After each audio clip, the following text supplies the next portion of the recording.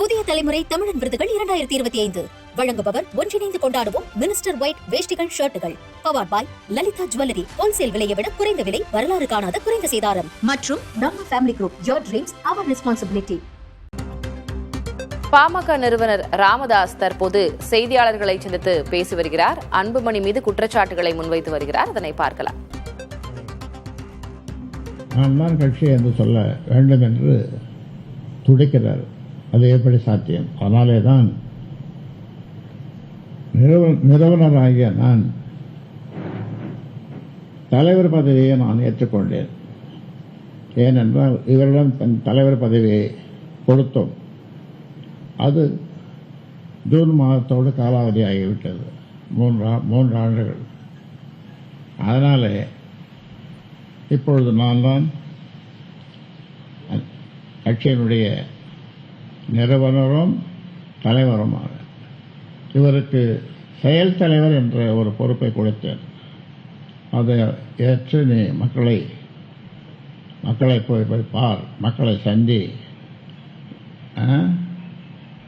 நான் கட்சியை இங்கே உட்கார்ந்துனே வளர்க்குறேன், மக்களை போய் சந்தி, வெளியில் போய் மக்களை பார் என்று சொன்னால் இல்லை நான் தான் தலைவர் என்று எதையோ சொல்லுவதால் என்னென்னமோ பண்ணுறார். ஆக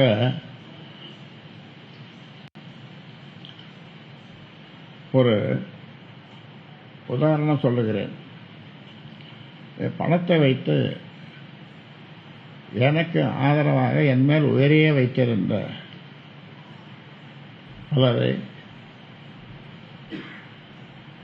அவர் பக்கம் இழுத்து இது ஒரு விளையாட்டு போல கட்சி தொண்டன் என்பது பிரிக்க முடியாத ஒன்று.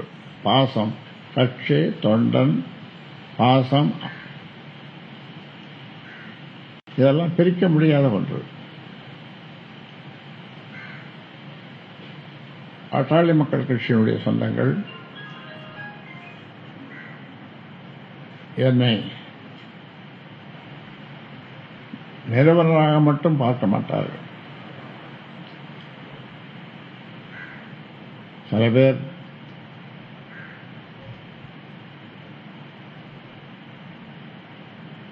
அதை சொன்னால் ஒரு மாதிரியா இருக்கும்.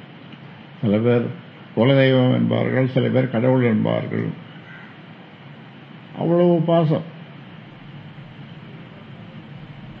அதையெல்லாம் அப்படி சொன்னவர்களை சில பேரை அவர் இழுத்துக்கொண்டார் பணம் கொடுத்து.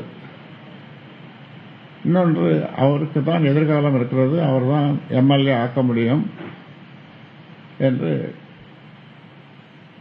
எம்எல்ஏ ஆக்க முடியும் அல்லது பொறுப்புகளை போட முடியும் என்று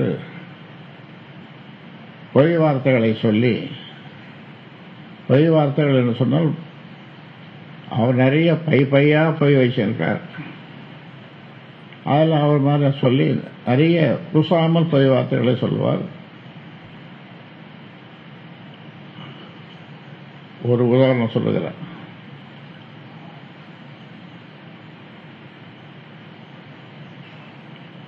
அன்புமணி தருமபுரியில் எம்பி ஆக்கியதிலிருந்து எனக்கு தெரியாமல் கட்சியின் பொறுப்பாளர்களை தன் வசம் இழுப்பதற்கான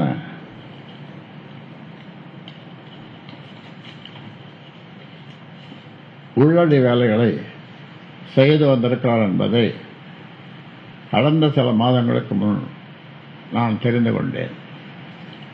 ஒரு நாள் பாட்டாளி மக்கள் கட்சியினுடைய மாவட்ட செயலாளர்களை சந்தித்து வருகின்ற தேர்தலை எப்படி நடத்துவது, எப்படி பாடுபடுவது, எப்படி வெற்றி பெறுவது, நமக்கு சின்னமும் போச்சு, கட்சியும் வலுவிலிருந்து நிற்கிறது, அதனால் இதை பலப்படுத்த வேண்டும் என்று ஆலோசனை சொல்ல கூப்பிட்டேன், அழைப்பு விடுத்தேன். ஒரு 108 பேர், 108 செயலாளர்கள். அதில் 8 செயலாளர்கள் தான் வந்தார்கள். 100 செயலாளர்கள் அவர்களுக்கு ஃபோன் பண்ணி தொலைபேசியில் பேசி விடிய 3 மணி வரைக்கும், காலையில் 3 மணி வரைக்கும் போகாதே போகாதே போகாதே போகாதே என்று சொன்னார். இதெல்லாம் புதுவெளியில் பேசக்கூடாது தான், ஆனால் பேச வேண்டிய நேரம் வந்து விட்டது. அதனால தான் நான் பேசுகிறேன், உங்கள் மூலமாக பேசுகிறேன். கடைசியில் 8 பேர் தான் வந்தாங்க, 100 பேர் வரல. ஒரு நிறுவனராகிய நான் இந்த கட்சிக்கு 96,000 கிராமங்களுக்கு போனேன். 96,000, 46 ஆண்டு காலமாக. அப்படி விதையை போட்டு, ஒரு ஆலமரம்னு வச்சுங்களேன், அந்த விதையை போட்டு அது தண்ணி ஊற்றாம வேர்வையை ஊற்றி வளர்த்தேன். நான் தண்ணிக்கு பதிலாக வேர்வையை ஊற்றி வளர்த்தேன். எனக்கு பெரிய ஆலமரமாக ஆகிடுது. அந்த ஆலமரத்திலேருந்து ஒரு கிளையை வெட்டி கோடாலி செய்து அந்த கோடாலியினாலே அந்த மரத்தையே வெட்ட நினைக்கிறார்.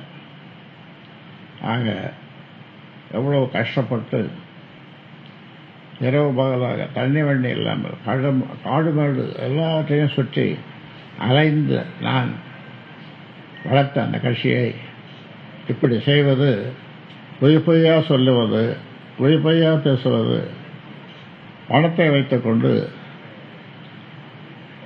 பொறுப்பாளர்களை விலைக்கு வாங்குவது, சில பேர் அப்படி போய்விட்டார்கள்.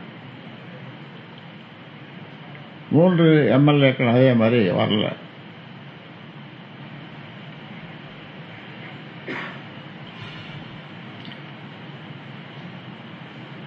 கட்சி வளர்ச்சிக்காகவோ அல்லது கட்சியின் நலனுக்காகவோ நான் எதை சொன்னாலும் அன்புமணி கேட்பதில்லை.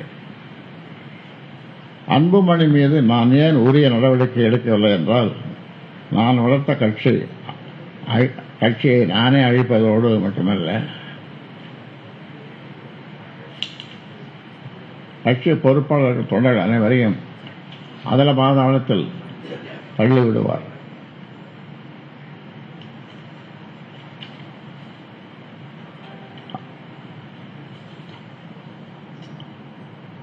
அதனால்தான் அவரை செயல் தலைவர் என்று தலைவர் பதவியையும் ஏற்கனவே இருக்கிற நிறுவனம், நான் தான் நிறுவனம் ஆரம்பித்தேன்.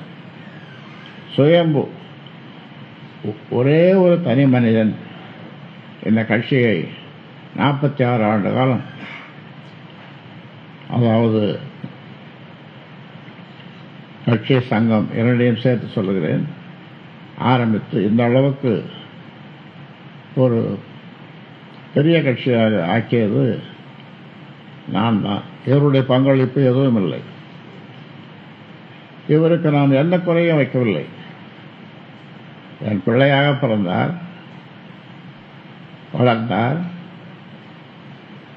மிகச்சிறந்த பள்ளிக்கூடம் மான்ஃபோர்ட் ஏற்காடுல அவரை படிக்க வச்சோம்.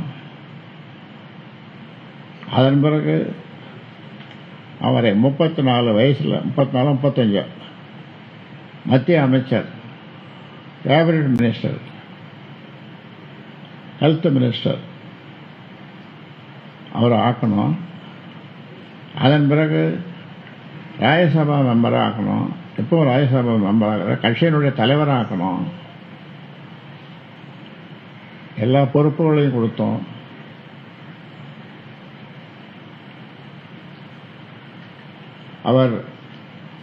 அவருக்கு வயது 22 இருக்கும்போது நான் இந்த கட்சியை ஆரம்பித்தேன். அப்போ அவருக்கு 22 வயசு இருக்கும்.